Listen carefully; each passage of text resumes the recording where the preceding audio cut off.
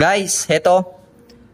Hindi natin maiwasan to matanggal pagka sobrang higpit tayo pag maglalagay tayo ng switch outlet o kaya yung mga outlet natin, yung mga CO natin. Ang diskarte natin dito, huwag nyo siyang ibabalik dito.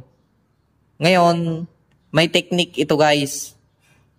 Papasuhin natin to ng lighter. Papainitin natin to, then saka natin ibabalik dyan.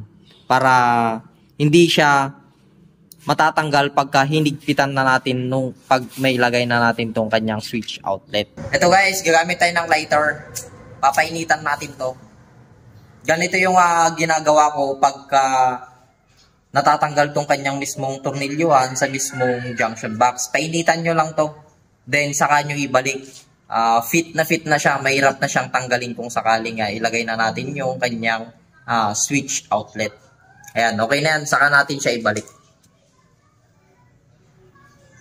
Ayan siya guys.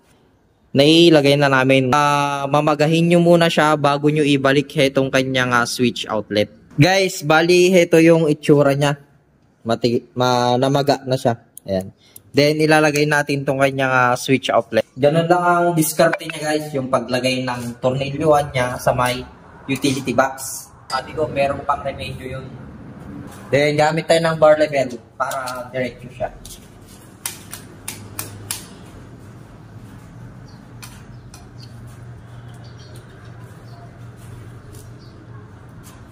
Ayan. Then 3 gang